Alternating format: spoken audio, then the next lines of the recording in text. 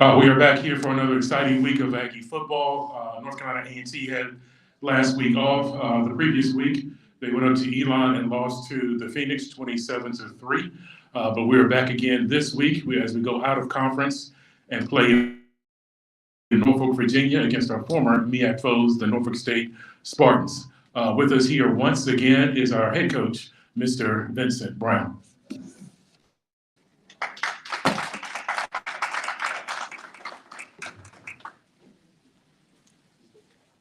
All right, the mic is a little loud. It's a great day in Aggieland still.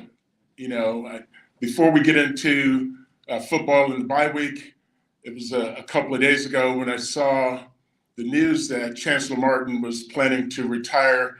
And although I've only had a chance to spend a limited amount of time with him over the last 7 or 8 months, I felt a sincere and deep sense of sadness that we were losing one of the great visionary leaders in modern education, and someone who's laid a strong foundation for the future of North Carolina A&T and Aggie football. With that said, we are disappointed at where we are in the season, but we're not discouraged. We understand that we have very passionate fans, but we have greater supporters. And the difference in my mind, fans want to be entertained, okay? They don't see the bigger picture of what we're trying to build. Our supporters understand what we're doing here, our overall mission of building not only a competitive and championship program, but educating and developing the young men that have been entrusted to us. And so we appreciate the support of our supporters, understanding that all of those that have come before me that had to go through a rebuild process have faced some of the same challenges that we're facing early on. And with that said, our goals are still right in front of us. We have played one conference game, okay? We understand some of the things that we need to do to improve in all phases of the game, and everything that we set out at the beginning of the season is still ahead of us. This week has been focused on our player development, fundamental skills, improving our schemes and our systems, making sure that we're putting our players in the most advantageous position to do what they do best within our philosophies in all three phases of the game. Offensively, there's been a lot made of our lack of a passing game. We've worked on that tremendously over the last several days. I feel encouraged with where we're going, but it hasn't just been the passing game. Defensively, we had some areas we need to improve on also, and in the kicking game. And with that being said, there are brighter days ahead. One of the things we talk about all the time is not beating ourselves. And one of the things that you can do in terms of not making that happen is not turning the ball over. So we've been very good in that area. I think there's only one other team in the league that has fewer turnovers than we do, and that's William & Mary. So that's the first step in not beating yourselves. We're one of the least penalized teams in the conference also. That's the second step in not beating yourself. Now we got to take the next step in terms of coaches making sure we're putting the guys in the right position, and then our players executing. We know we're going into Norfolk to face a very challenging opponent, an opponent that ran the ball 54 times last week against Towson for 350 yards. But we're not discouraged. We're not deterred. We're excited about the opportunity for our guys to go in and compete, and looking forward to making the things happen that we set out to accomplish at the very beginning of the season. With that said, I'll take any questions that you all might have. Coach Luke Williams from the Black College Sports page. Have you identified what is making the passing game not go so far? Is it quarterback play? Is it wide receiver play? I think Brian in the notes has noted several things about guys not playing so far and that kind of thing. And what are you doing to try to fix that? Yeah, there's a combination of things. There is lack of execution from the quarterbacks, lack of execution from the receiver position. And so one of the things that we've made a tremendous focus on during the bye week is making sure that the quarterbacks and receivers were all on the same page, understanding what defenses are trying to do to us. The last couple of games, people have loaded the box and dared us to throw the football. And I think offensively, we have to make sure that we have the plan in place to counter that so that we can open up our down the field passing game. And just a follow-up, I know you've tried Rick Handler, you've tried Yeager. Does the Hooker kid get a shot? Well, we don't really talk about who's going to play at any position, but we evaluate all of our players every play, every day, and then we look at who's going to give us the best chance during the course of the week to win the game. And so, we've had a bye week in which all of the quarterbacks have gotten significant reps. And as we go into practice this week, we'll drill down on the top two guys that we believe will be able to go in the game and help us win. I think you apologize. One of the feedbacks that we got from our folks that watch live is that they can't hear the questions. So we're going to hand you the microphone before you ask the question. Apologize. Yep. Coach Brown, I know with the bye week this week, how were you able to balance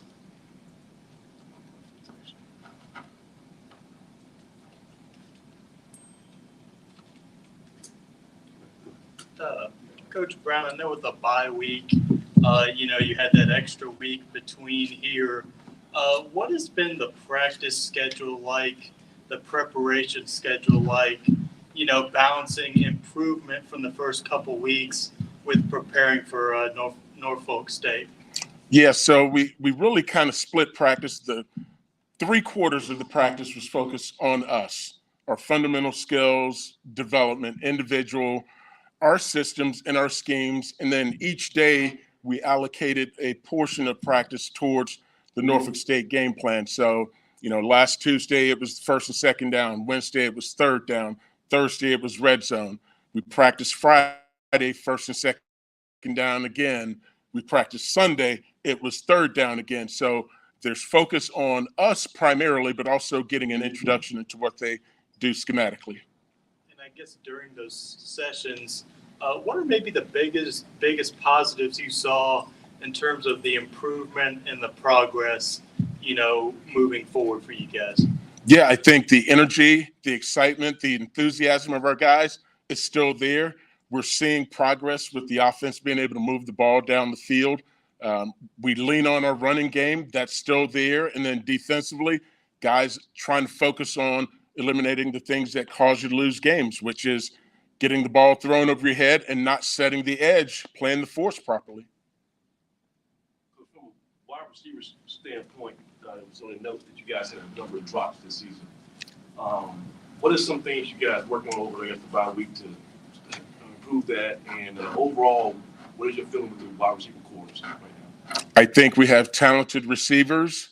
I think we have a lot of inexperience across the board. If you look at how many guys have actually played in games, significant reps, there's not very many. And when you have young players tend to make mistakes. With that being said, our guys went back to focus on their fundamentals: blocking, tackling, catching the ball, how you catch the ball, put it away, and making sure we got on the same page communication-wise with the quarterbacks.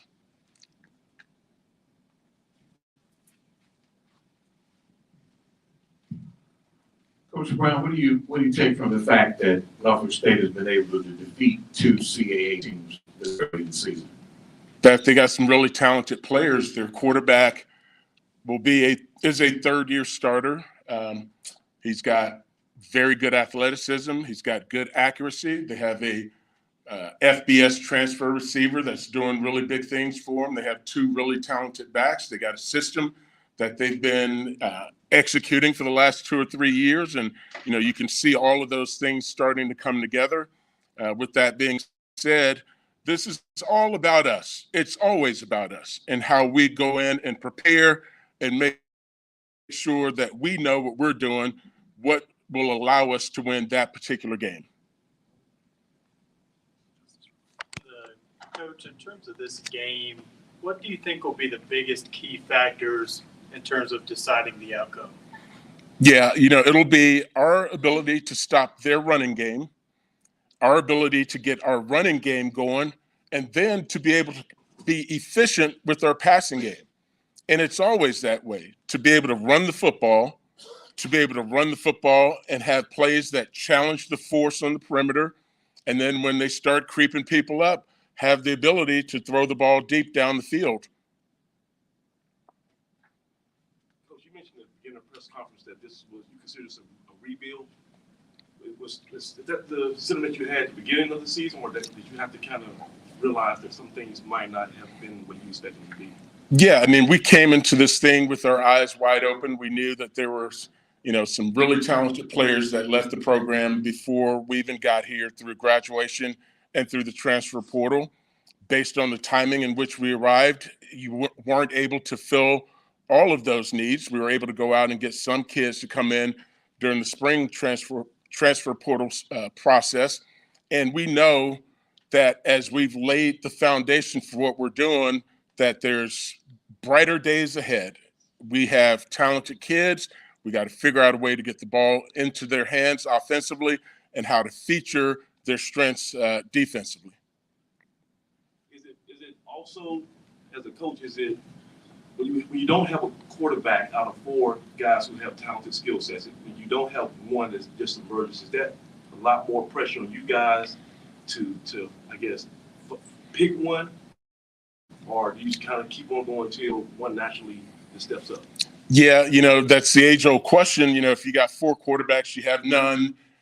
We are focused on the development of our players, every single one of them. So all of the quarterbacks, all of the running backs, the next man in offensive line, the next man defensive line, we're only focused on the development of our players.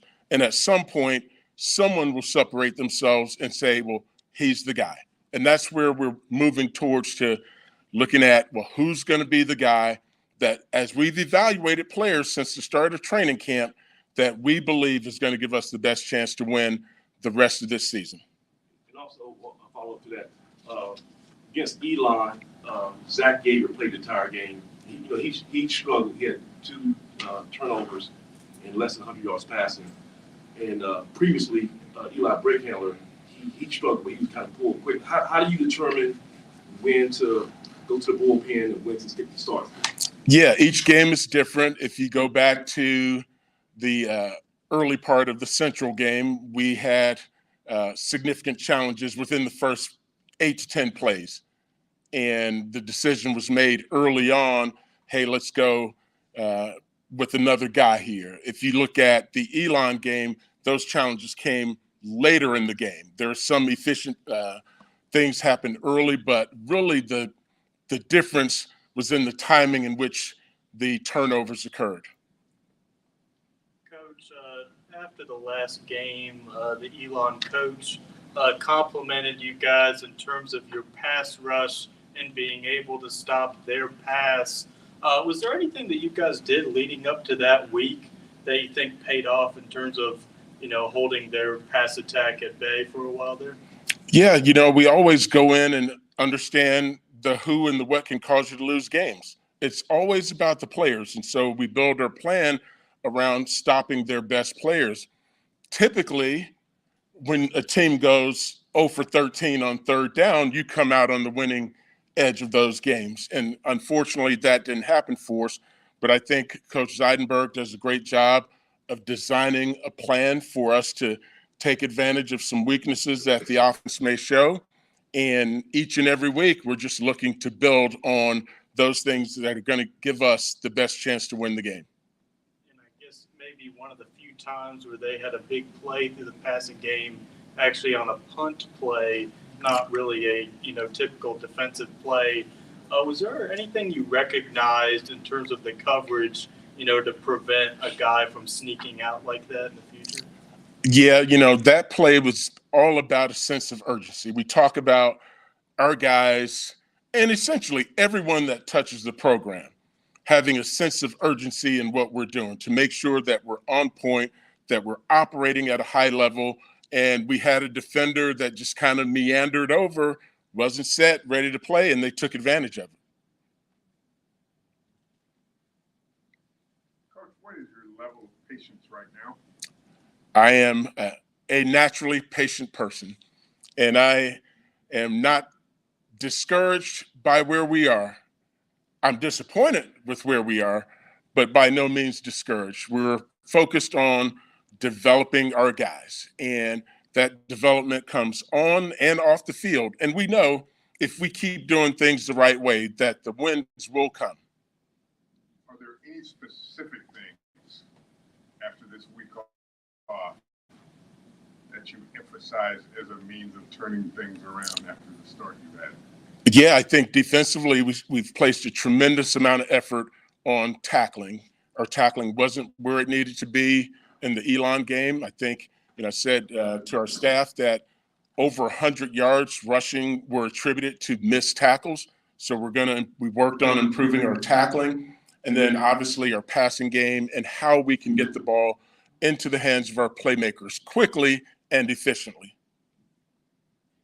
Coach, you have conversations with Mike London. What's he telling you about an 0-3 start? I have not. We're focused on us. Coach London's a great friend, a great mentor.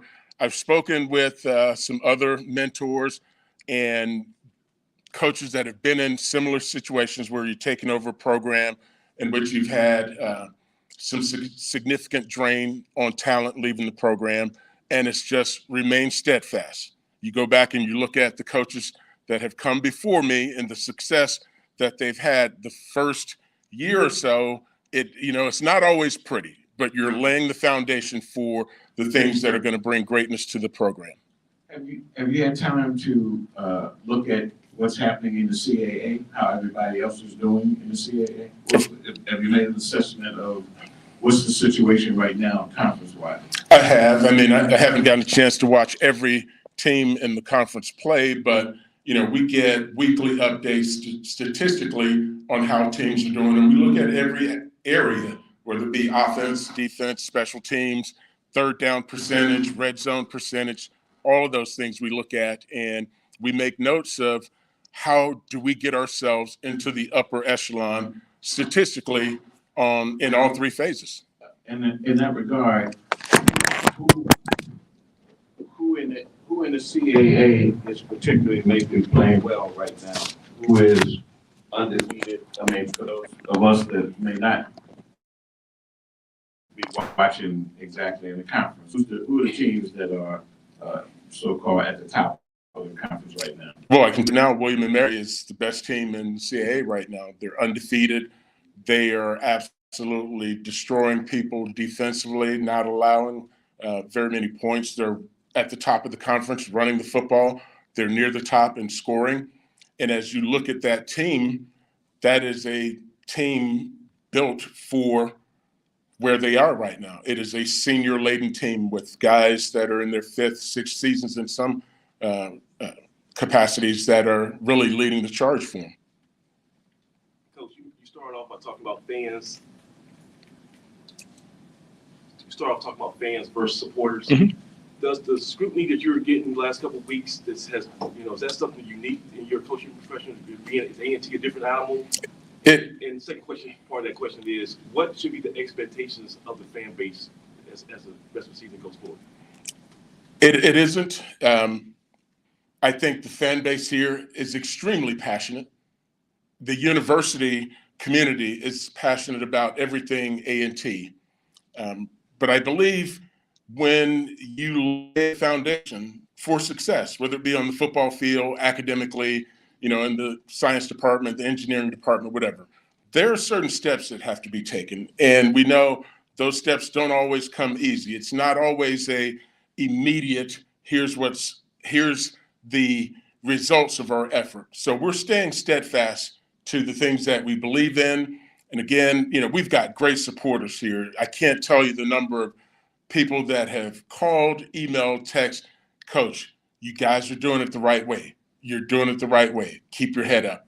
And we're encouraged by that. And we know, our kids are also encouraged that we can fix some of the things that have caused us to lose some of these first couple of games.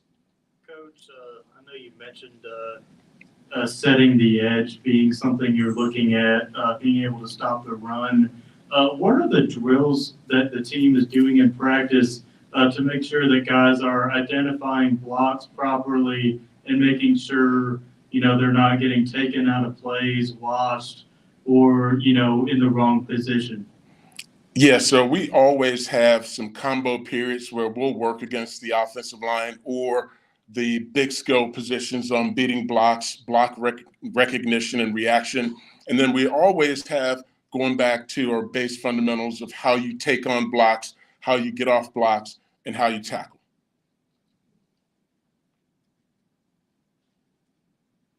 Thank you, Coach. Appreciate it. Yep.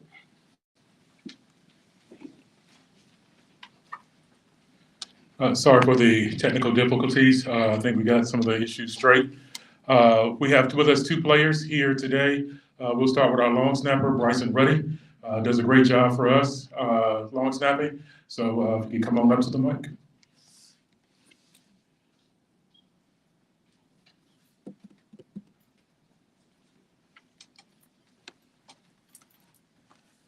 Who was up with a question?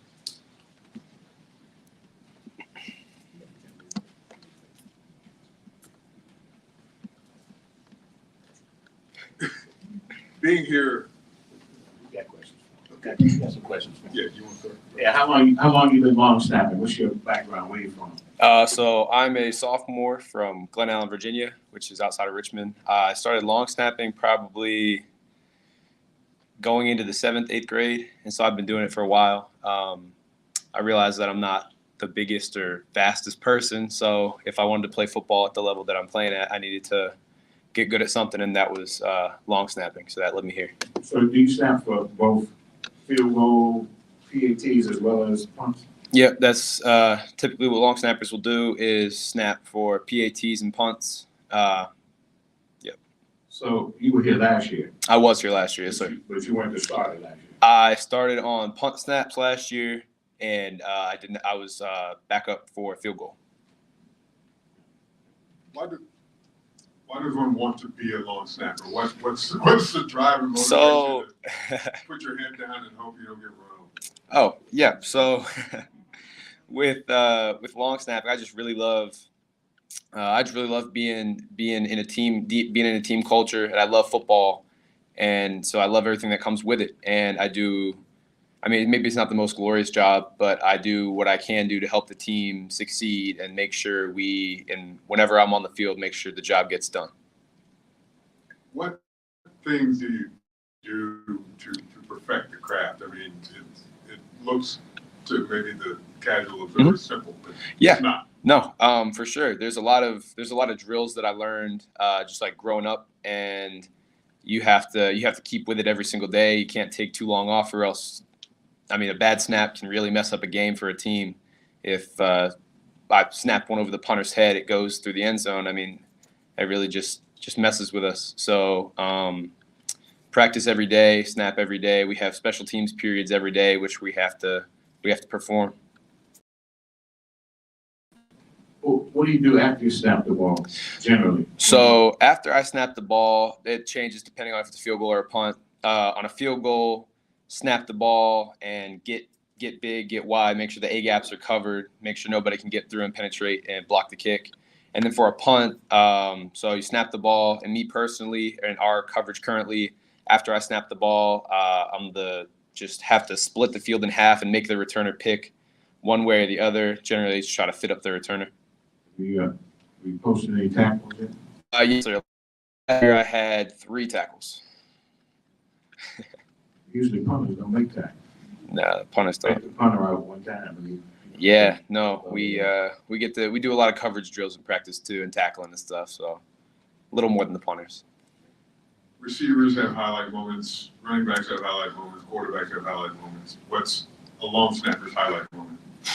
A long snapper's highlight moment. I mean, I'm more driven off of like team success.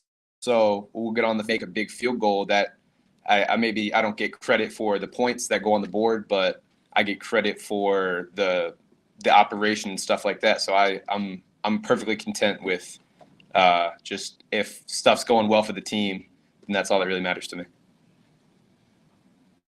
Speaking of team and team success, you guys off to a rough start. You were on the team last year. Yep. Rough start. Talk about the temperature of the team and how you guys are coming together under Coach Brown, and trying to just what the temperature of the team is right now. Yeah, as Coach Brown said, we're disappointed in where we are currently with the team and our record, but we're not discouraged at all. We're in the same boat for everyone that followed the team last year. We're 0-3, went on to win 7 straight up to the Big South Championship. So this is a position that we've been in before. It's not a position that we like to be in, but it's not something that we're not prepared to come back from and fight. We're not just gonna lay down. We're working every week, and we're gonna take each game by game. And this week we're focused on Norfolk State, and we're gonna try to get it going. And lastly, how do you guys block out the noise? I mean, obviously, a lot of people, a lot of talk. How do you guys insulate yourselves from everything that's going on around it and focus on what you guys, the task you guys have at hand? Yeah, so we just stick together as a team. I mean, we have team meetings every day in which we're talking to each other, checking in on each other. We don't really listen to the outside noise because we know what we have in the room in our team, and so that's all that we're focused on. Nobody that's outside can really impact anything that we have going on, and so we're just gonna stick with ourselves because we know the guys that we have can get the job done. Have you played any other positions? No, yes, sir. What made you become a long snapper? So in high school, growing up, I played a lot of offensive line, a little bit of fullback, a little bit of defensive line, but I always just long snapped on the side. So whenever we had to punt or whenever we were kicking a field goal, I always snapped. But I also played offense, defense in high school, and then in college, I'm 6 foot 200, I like to say, but that's not really offensive lineman size at this level. So had to transition to full-time long snapper so that I could play here. Have you ever thrown the ball? Have I ever thrown the ball in a game, or have I ever thrown the ball generally? As a quarterback. No, I've never played quarterback before. I think I could throw the ball pretty well, but just through my legs to the punter usually. Thank you, Bryson. Appreciate it, man. Yeah.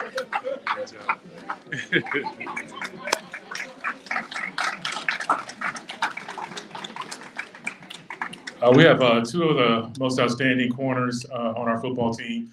One of those is Aaron Harris, and he will come to the podium now.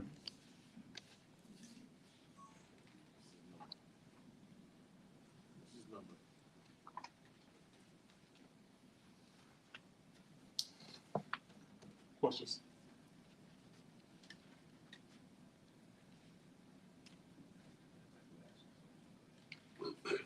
Aaron, this defense has been tested and had its struggles in the first 3 games.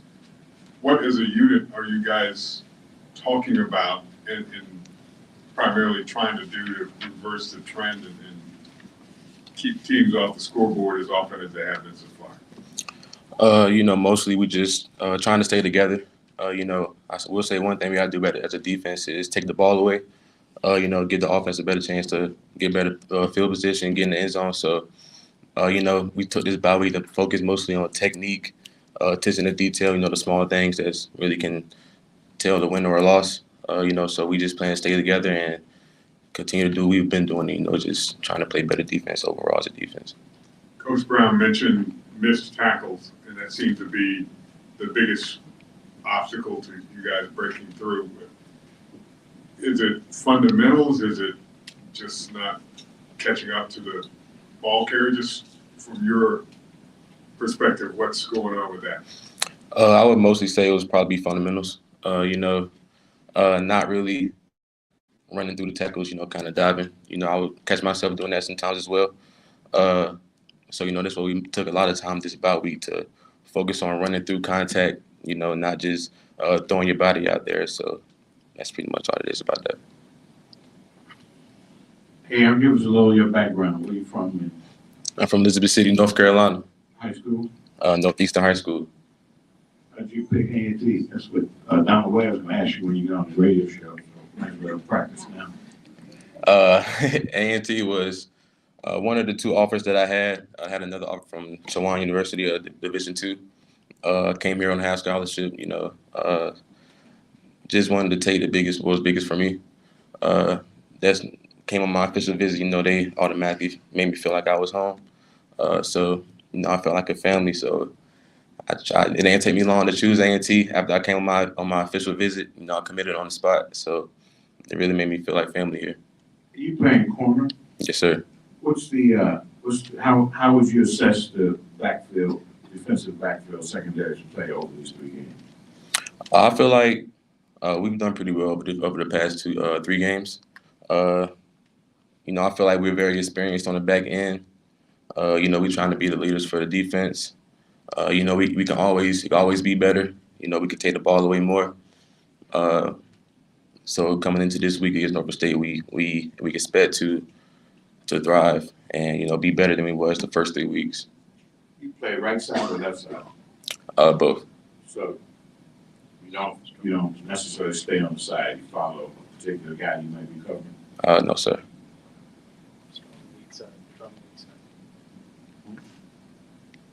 Weak side, strong side. I'll ask you the same question. I asked your teammate.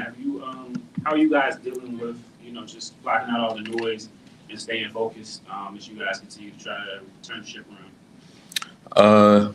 We know people are going to talk, especially with us coming out 0-3. But you know what? A lot of Coach Brown loves to tell us, it's about us. We got to block out all the noise, not listen to all the outsiders. We're the ones on the field that's putting the pads on, playing the game. So, it's really up to us to come out with the win. So that's pretty much all it is about that. We just can't listen to all the outsiders that have anything and everything to say about us. We're the ones that's on the field playing. So that's pretty much it.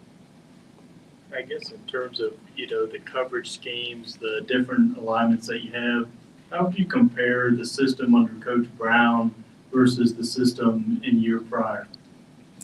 I would say it would be more of a man-to-man system. We didn't really play much man-to-man in previous years. Coach Jay-Z has a well thought-out plan for us. Defensively. Where we are able to stop the run and stop the pass at the same time. So, I feel like we have a great plan defensively. We just have to execute it to the fullest. This week you guys go up to Norfolk. You guys played them last year, beat them.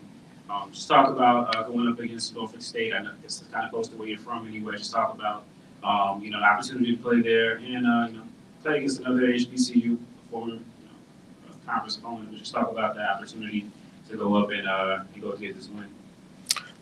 Norfolk State, it is close to home, about an hour away from where I'm originally from. So, I expect to have some family and friends there to attend the game and watch me play. But Norfolk State, they're a good team. We're receivers. We just have to go out there and execute the game plan and come out with the first one. Aaron, you face A&T's receivers in practice. Yes, sir. Why do you think it's been difficult for them to produce so far? Now we have great receivers, great quarterbacks as well. We just they just have to execute. Slow start, but they're going to get it going, definitely. You're virtually going back home. Basically, yes, sir. Weekend. Yes, sir. And is there even the slightest chip on your shoulder about maybe the City State or Norfolk State not coming to you to, offer you a chance to play? Nah, no chip at all.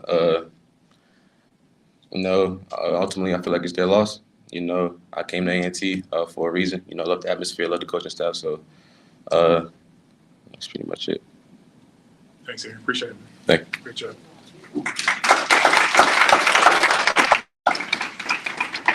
All right. It is time to eat. Get us a little lunch. And we will, as you get in line, we will prep for our radio show with Donald Ware. Thank you.